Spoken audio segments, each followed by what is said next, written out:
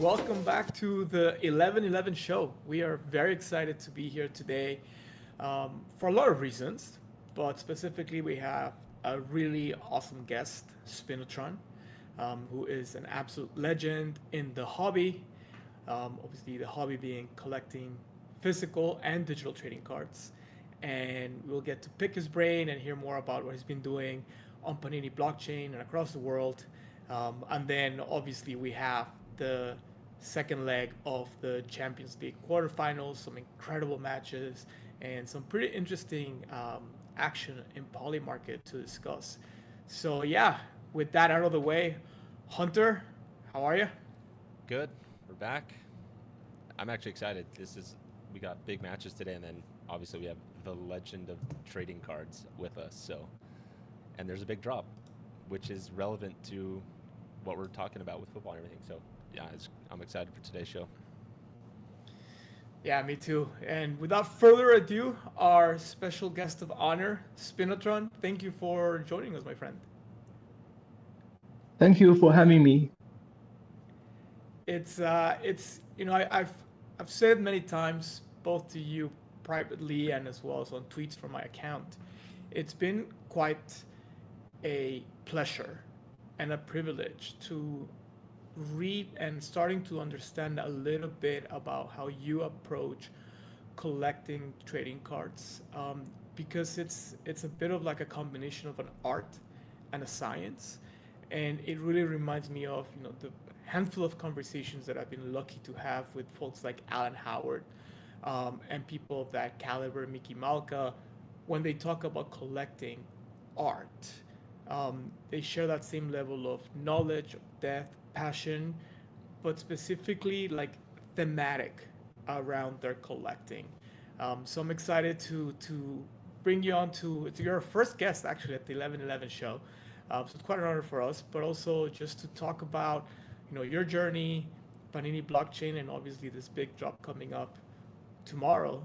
So with that said, you mind just giving the audience a little bit of your collecting background and who you are? Okay, yeah, thanks for having me, and very glad to discuss about the cards.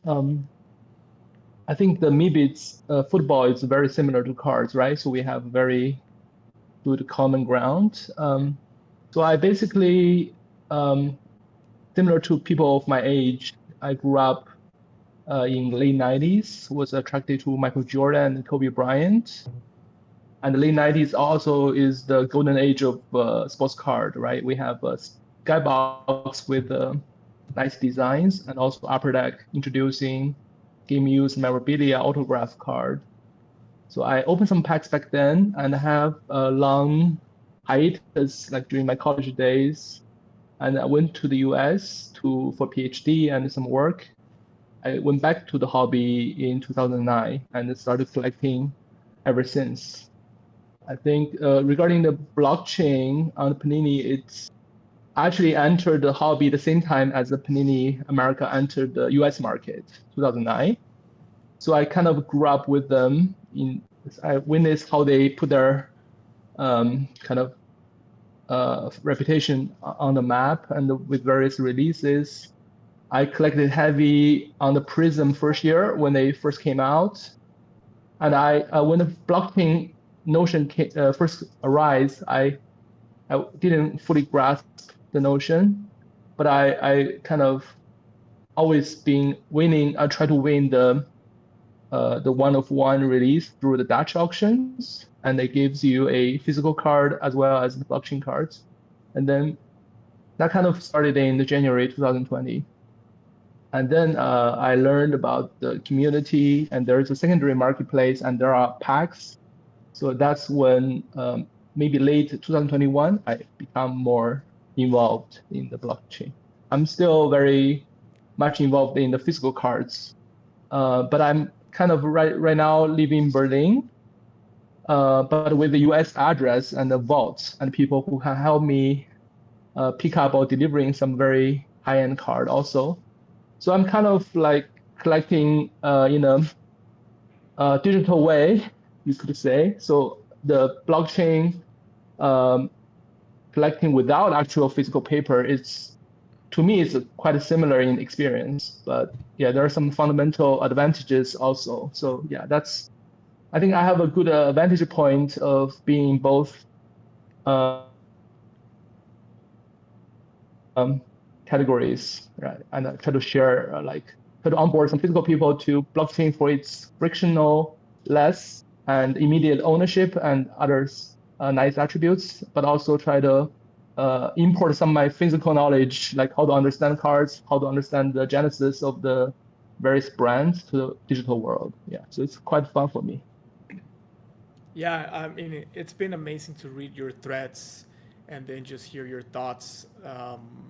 You can tell that not only do you have like a very long history of doing this, but there's a certain method to it, and it just honestly like it brought back a lot of the joy of collecting to myself when we first started discussing Meebits and some of the pointers you've given us with Meebits football, and now that we are all excited about Panini blockchain. And I think it's also really interesting how Panini blockchain has been around much longer than a lot of other, even just NFT projects, in a space that sometimes is so concerned with like who was first.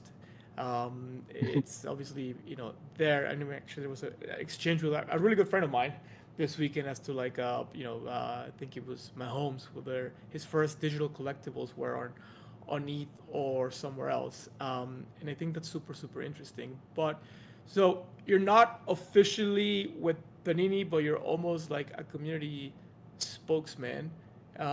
You're a very big fan of trading cards overall. Do you have like a preference towards a sport, an athlete, or how do you go about like with your collecting, both digital and physical? Yeah. So back in late 90s, I was extremely impressed by Kobe Bryant's performance in the 1998 All-Star Game, where he did lots of nice moves and matched up with the Jordan pretty well. That game was billed as the patching of the torch a little bit, hype it up. So yeah, so Kobe has been my focus at the very beginning, and still, I think to this day, a main direction which I often revisit. My latest pickup is Kobe's first exquisite base parallel with auto patch, and it's one of one. So it's only one unique copy, and arguably the best card in the 24 jersey number. I got it recently, so I'm still collecting physical card and Kobe cards, but my interest has grew as I watch the sports. Right when I'm in Europe, I think the most friendly sports to watch is NFL on Sunday. So I collected a bit of Mahomes and also Brady, of course. And then I would regard myself as quite open-minded. I try to collect one or two really nice cards of each player I appreciate or well regarded among the collecting community. So yeah, so I think I don't really have a specific direction. Yeah, I know you're a big Kobe fan because when we started looking at Meebits and explaining you the traits, you were immediately drawn to this beautiful pig that you collected with purple jersey and obviously color match with the headphones and the shorts and the number 8, which is the Kobe pig pretty much. And then when you collected your visitor, you also wanted to make sure there was purple on his traits to make sure that that you kept that purple theme going. So I was like, this guy's it's a Kobe guy. But good to hear that obviously you go beyond that. Right. Yeah, I think, but I do draw a lot of connections and pairings from different scenarios. I think that makes collecting much more enriched. Sometimes people try to attribute a lot of numerical connection to spinel math, even adding and subtracting serial numbers. That's not my style, but kind of like I'm very drawn to the numerical interpretations and observing various nuances of the cards. Yeah. Yeah, and it's something that you can see on your threads. And for anybody that's not following Spino, I would just say go follow. Um, it's there's just so much knowledge that he drops, and again, it's not like, hey, go buy this card. I mean, most of the cards that get highlighted way out of my price range as like a starter trading card collector. But it's more about the way he writes and numerology and just a lot of symbolism. I'm gonna switch here to a thread that he wrote about what we're talking about next, which is the La Liga drop coming tomorrow on Panini Blockchain. But what I really appreciate about Spino's writing, again, it's just detailed. You learn a lot. It's not a shill. Everybody on tweet just tweets shills. This is not shills. This is education.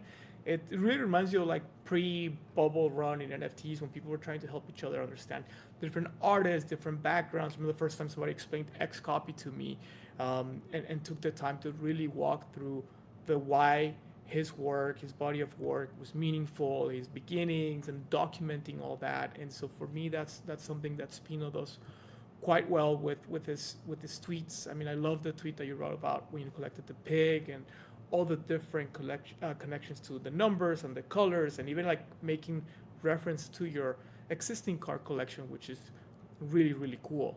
I definitely do want to switch gears here a little bit to Panini Blockchain and tomorrow's drop, but I don't know if you want to say anything final before we move on to the next topic about how you approach your writing and what you also do a lot of it on Instagram, like building that. How's that journey been? You mentioned you have a PhD. I didn't know that, but kind of now I get it. Like you write really professionally, really smart, really well. Is that like a personal thing that you want to develop, or is that just you, kind of like how you go about collecting? Mhm. Yeah, so I have two separate lives. One is a researcher, try to develop some theory to understand like space and certain symmetries. But the other one is completely different part of the brain, is try to understand the rarity and history of memorabilia, like of official memorabilia in sports for like 160 years, like the trading cards. So yeah, I think my definitely my research skill, for example, try to understand how rare the card is and the historical background, and also track it down. I think all those are quite handy from my transferable skills from research. But other than that, it's completely different personality, I think. But now I'm more like emphasized on collecting and try to curate and bring community together, try to market. I think my ultimate goal is to elevate the highest level of trading cards up to the art level, as you mentioned. It's kind of like art. But also I want to narrow the gap between the blockchain and the physical cards because they are essentially the Nice. Yeah, and again, I'm showing here one of your most recent tweets. All your tweets are very informative like this. It's material that I just look forward to. I consume. It makes me feel smarter, and it definitely makes me smarter. I think everybody will be very well served by following Spino and engaging. And also, you're so open to like helping people out, which is amazing. Let's talk about the upcoming La Liga drop tomorrow on Panini Blockchain. So first, nomenclature. What does select mean? Why is this relevant? Why is it important? And what should people have as context and background before we dive into more of the specific details? Yeah. So Panini introduced blockchain, right? Form of collecting. And as you know, the digital version of cards are most suited for the refractor cards. Auto patches still have like more like technology to develop, but for the refractor cards, I would argue they capture the physical reality pretty well and probably even more appealing. And there are 4 major Panini refracting brand. Prism, it's almost like synonymous to Panini's most well-known flagship brand. Select, I would argue Select is probably the second. Then we have Optic and Mosaic. Select has the following significance. It's the first brand in the physical space to introduce 1-of-1 in basketball. And also it has the longest hobby history, dating back to the late 90s. The most famous card is Derek Jeter's Select Mirror Gold rookie. So that's kind of, at some time, that was one of the most well-known card. So it has very prestigious provenance. So Select also in soccer, it's one of the most consistent brands because it has 3 years already. The 2023 Select La Liga, which is Lamine Yamal's debut of rookie cards. Those are extremely successful in terms of a return of investment. If you buy in early, you could get like 20x over just 1 year. Then we have 2024 Select FIFA, and it features Messi and some other players which are not featured before. So it's also very popular. And now we have back the league again, but in the new season, 2025. So it's quite exciting. It features Lamine Yamal again, the second product with Lamine Yamal, and also the first product to have Kylian Mbappe in Real Madrid jersey. So Nice. So definitely some nice chase cards here. I'm showing some of the Select collections you were mentioning, how the the video, I guess the animation does a good job at reflecting what the physical looks like. Switch back here to the page for the drop. So this is the drop you were mentioning. It goes live tomorrow, I believe, at 11 a.m. Eastern time. And it's right. what, $20, and you get what, 2 cards, 3 cards? How does this work? Yeah, so tomorrow you have, if you really want it, you need to sign up right now and get your payment information uploaded and be there on time, because there are around 20,000 packs, and each person can order 20 packs in the first 10 minutes. So if we have 1,000 people, it could sold out very quickly. I think it will be very quick sold out. So we have some information from the drop page where you go to the details. He says a pack has 4 cards, and the configurations you can see from the page. I see. Okay, so this is the sneak peek. You see here, guys, I'm showing the drop page again. I was just showing while Spino was talking the instructions thread that he wrote. We'll retweet it from Ebits Football here in a second as well. But how to sign up, get your payment order. You have definitely, obviously, Panini is a regulated company in this case in America, so they ask you for payment verification and the pack content. So I see 1 base, non-silver, parallel card. This whole like nomenclature, I'm still not used to it on the trading card, where it's like non-silver, auto, blah, blah, blah. It's so hard for me. And then 2 silver cards and then 1 other card. And some odds here, insert falls in 2 out of every 5 packs. So insert, does that mean like a better card that you want? Yeah, let me quickly explain, right? So please, as the hobby grows, at the very beginning, you just have 1 set of cards per brand, per sports per year. So the set is usually quite large, like 100 or up to like 500 card, and featuring various players with various teams. As time goes on, they introduce the rarer version of the same player, same design, but numbered, and increasingly rare. Now I have like 1/1 out of 5, which is green, and out of 10, which is gold. The silver you're mentioning in the blockchain context is the most common card. So it's like the base version of the base card.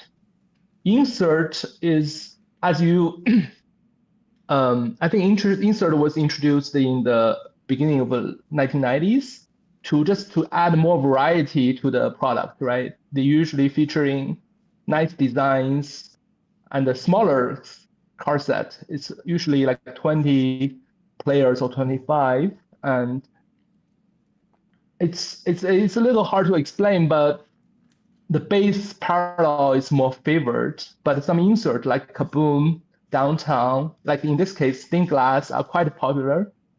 And also another way to try to single out the best player or the most collectible player is to look at insert set, right? You know, like 20 player, which are more featured than the whole set of like 100 or 200 players.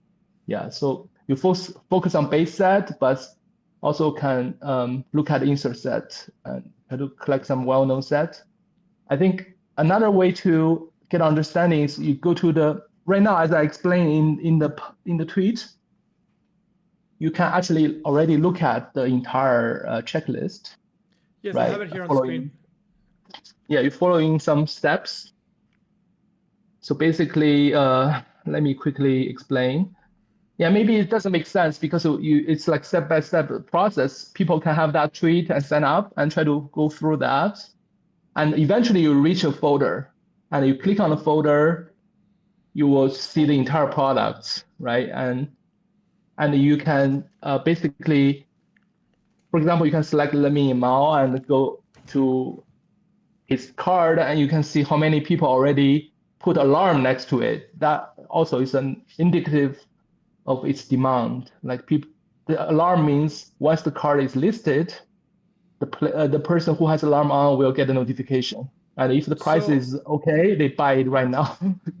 Yeah, I think the stream's a little bit on delay from where we're talking, but I have the Lamine Legendary of 1 here on screen. And I see 5 alerts. I see 658 people have watched it. I see you have, is this live, a 20,000 offer on it? Right. So this platform has this way to already issue a bounty natively before the product came out, right? So yeah, I'm willing to pay that much for that card.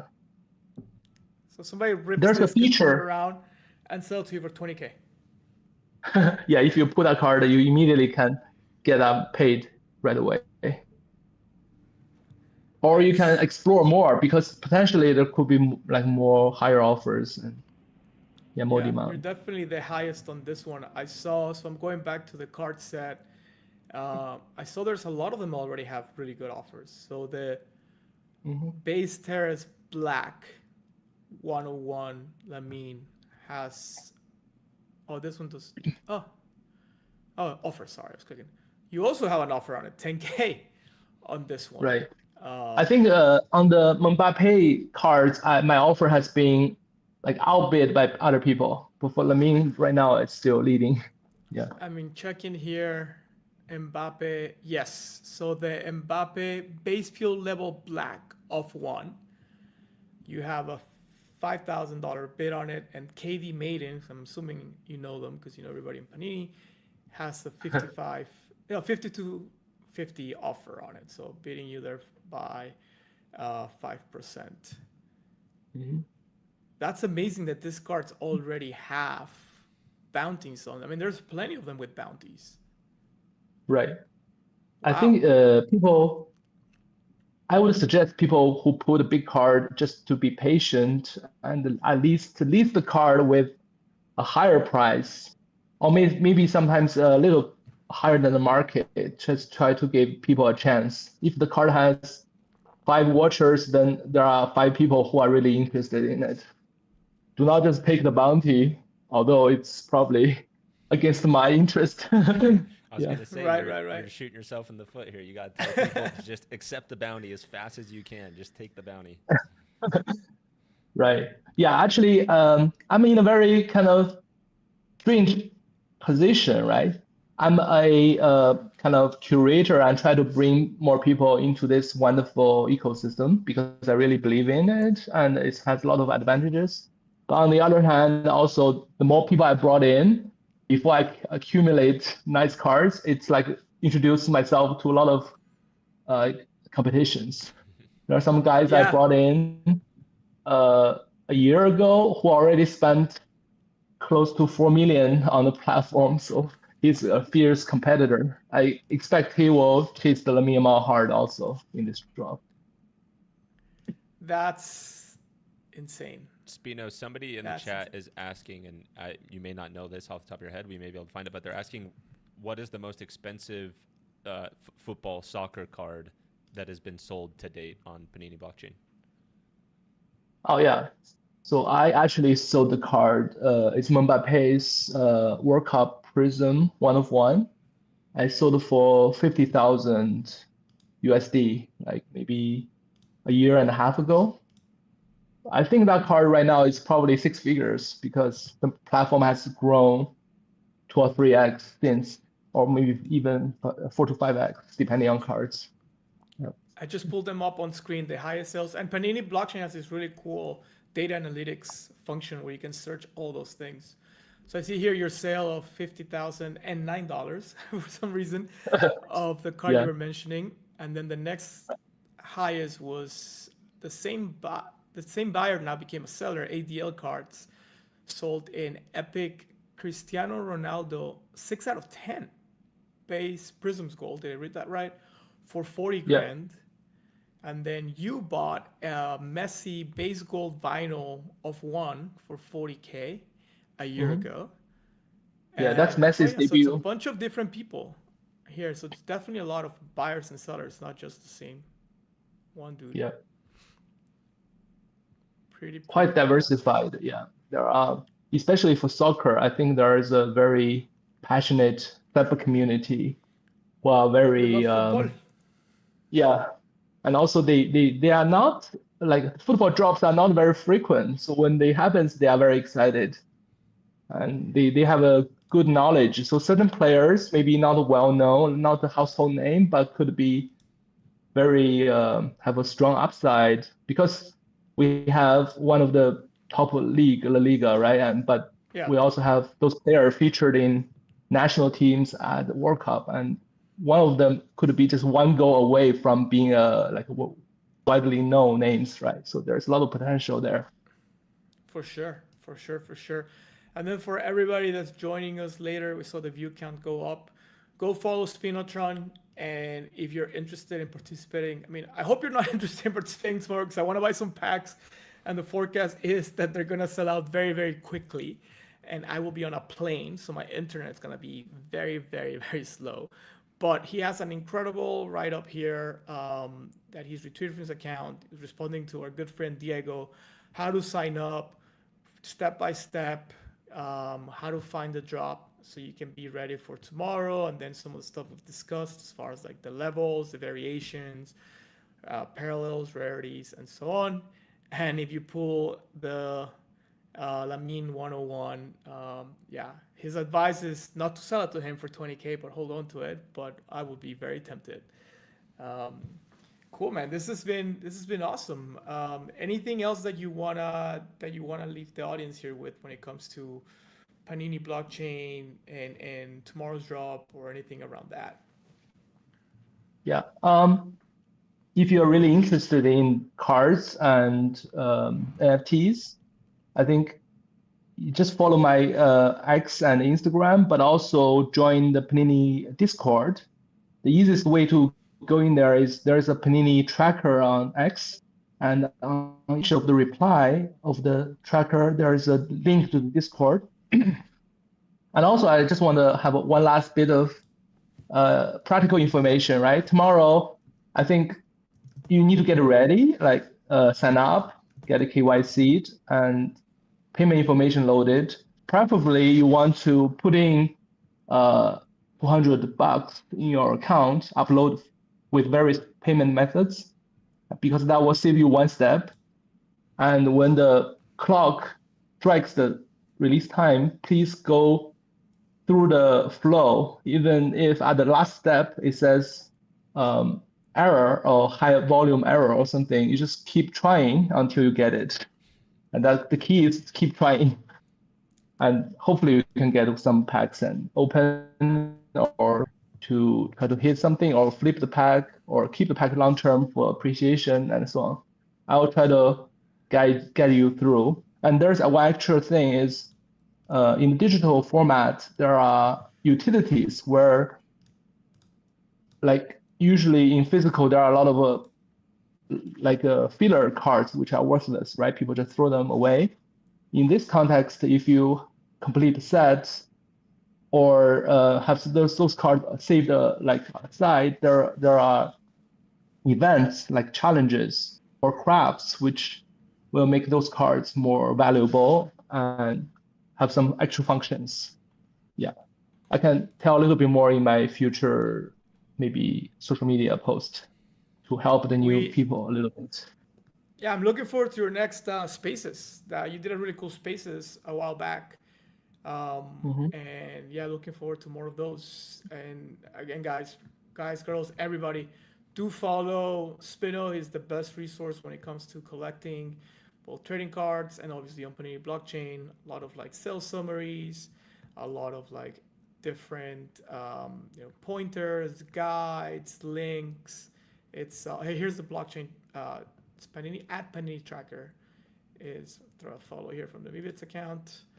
And if you go to this profile, that's where you can find the link to the Discord that he just mentioned for the Panini community. It's a cool place. Spend a lot of time there reading and understanding. One of the things that stands out to me, and we'll move on here quickly because we only have a few minutes left of the show. I want to talk about the games today and tomorrow. But like if you look at prices of really cool cards and stuff, they're not that expensive when you look at ETH terms, right? Like Dennis Rodman Kaboom for 0.13 Ether. Like that, if you compare it to some of the other NFTs that people are accumulating and buying and stuff. I don't know, iconic IP, iconic player, back from the nostalgic era for all of us millennials who grew up during those times. Not too bad. And then obviously on blockchain, so it's there forever. Do you want to stay on for the next 10 minutes, talk about UCL quarterfinals? Does that work? Yeah, I'll be around. Yeah, great. 3 teams actually featured in the Champions League semifinals. Pretty cool. Yeah, so let's jump right in. Hunter, you wanna kick us off? Again, we only have like 10 minutes left, so why don't we just jump right in? Actually, I'll jump right in because you're the PSG guy. But Atleti, as we discussed last week, they surprised, shocked the world, I would say, by winning the first leg in Barcelona 2-0. And just as a matter of like stats, Barcelona has never advanced in the Champions League knockout stage after losing the first leg at home. So everything is pretty much set against Barcelona here from like a stats perspective. The market has really, I don't want to say collapsed because they didn't have that big of an odd of winning the cup, but 8% is not looking as cozy as it was looking last week. If we look at the individual teams to advance to semi markets, Barcelona only has a 30% chance versus Atleti's 71%. Obviously, that adds up to more than 100 given the bid offer spread on those. And what's interesting here with Atleti is that if you look at championship odds, go back over here, they have an 8% chance to win the Champions League. Getting to the semis means they're going to face Sporting or Arsenal. Neither of them are going through like a good stretch right now. So even though Arsenal is, one of the top 2 favorites, they've had a rough patch recently. And so, yeah, Atleti at 8% could be an interesting move. Let's see, Spino, what do you think this Barcelona Atleti game ends up at today? Right. So my dog is barking in the background a little bit. Sorry about that. No, you're good. You're good. We can't hear it. Right. I think Lamine Yamal put the LeBron James PFP on, which means he's locked in. LeBron James. Yeah, LeBron James actually is the only final NBA player which go like down 1-3 and actually come back, right? So that's also against all odds, which is very similar to Lamine Yamal's situation, as you mentioned. He tried to channel LeBron, and let's hope he kind of delivers something. Because in the recent game in La Liga, he assisted 2 goals and scored 1. So that's goal contribution is 3 in the game, the very previous game. And he's like a sensation on the field. So something could be very special tonight. We'll see. We'll see. Definitely a match to watch. Polymarket has the odds of Barcelona winning the game, 55% odds versus Atleti at 26% odds. Obviously, Barcelona can win the game and still not qualify, depending on the goal difference. They can win the game and still not qualify, even if, obviously if they go to like overtime and PK. So very interesting dynamic here. Let's move on to the next one. So, okay, but you think Lamin's gonna have a good game? Do you think Barca makes it through semis, or you think Lamin has a good game only and they still do not qualify? Yeah, I think last important game, I think it's I forgot its name, Copa del Rey, Copa del where Rey, yeah. they were down 0-4 and almost come back, right? Almost equalize and have so many chances. So there's a good chance that they could really advance beyond this stage. All right. So I'll take Atleti just because I think I like the previous underdog, but we'll check how our forecasts do it tomorrow. PSG at Liverpool. Hunter, I know you are dying to talk about this one. Yes, I am, and we're gonna speed run through these. But no, PSG at Liverpool. It's PSG obviously won the first leg. They're up 2-0. So Liverpool's gonna. I mean, they got their work cut out for them, and they're not looking great. They haven't been in very good form. So I'm hoping, fingers crossed, that just kind of rings true and that PSG can go through. The problem, or the history says, that PSG are actually really good at blowing their leads. So it's happened 3 times since 2014 that they've blown multiple goal leads. It's the most of any club in the UCL. So although it is looking good, it's also historically not looking good for PSG. Way to hedge yourself to it. Just pick a side. I mean, here, Polymarket's got them at 88% chance to move on to the next round. Yeah, I think they get through. Safe. I think they get through. Liverpool, like I said, they haven't been looking their best, and I think the 2-0 lead that PSG is going into the match with. Fears of 2017, though, right? 2017, PSG was up 4-0 to Barca in the first leg, and then Barca did the Barca thing that Spino's hoping for happens this time around, and Barca came back and won 6-1, seeing them through. Like I said, So historically, definitely, it is looking terrible for PSG. but it's a good team. It's a good team this year. It's looking good, and for Spino's, Spino is. You should hope that Yamal does not have a good match, or else that bid on your card might have to. It's gonna be too low to go up a little bit. I have actually Lamine Yamal's the best and second best physical cards, so I really hope he can advance into Champions League. Yeah. Because last year, I think the difference between him and the winner of Ballon d'Or is actually the winning the Champions League, right? And this year, he's odds-on favorite for most part, and recently surpassed a little bit. So if he Harry can Kane. make some noise, it will be good. Odds for the actual match have Liverpool actually with 41%, slightly edge over PSG at 37 cents.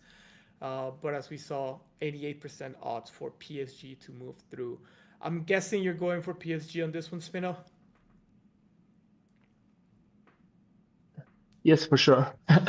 I wish I could be there watching in person, but yeah.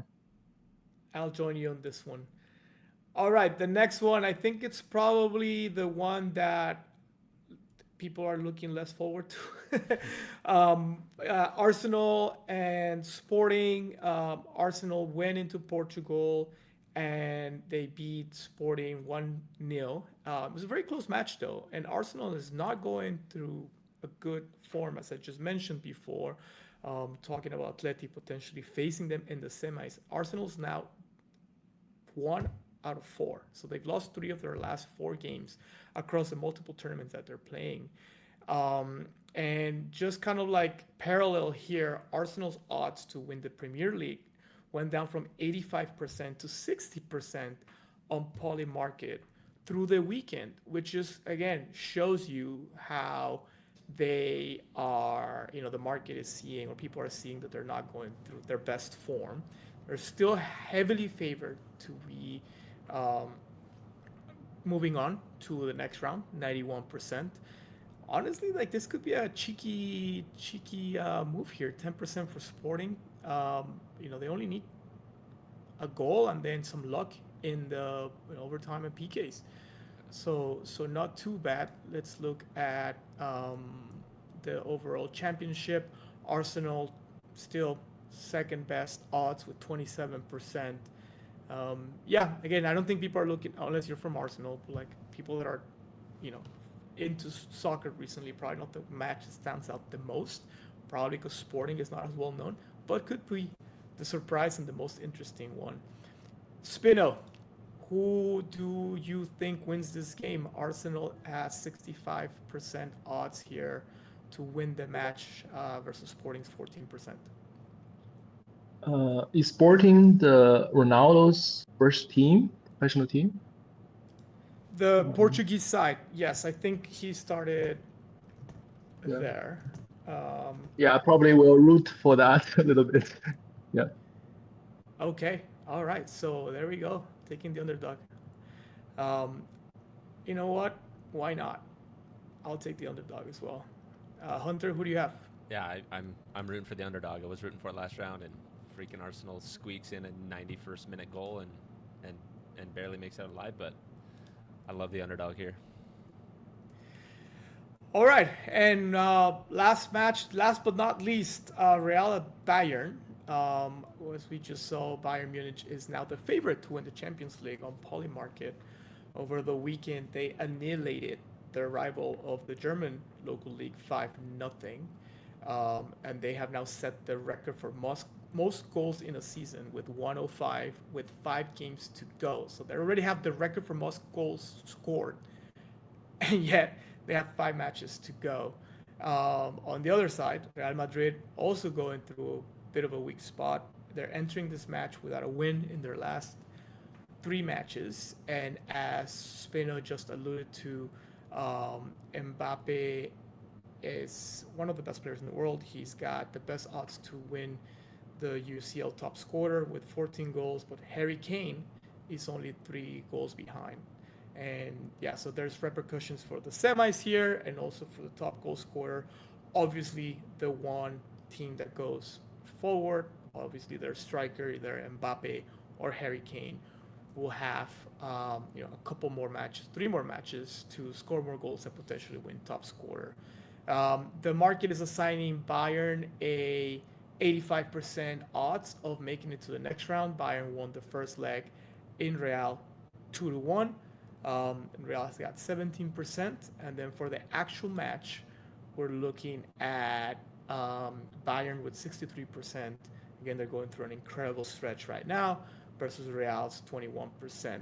Can never discount Madrid, but if you're looking at it from a sober, statistical perspective, it looks clearly that Bayern is the favorite.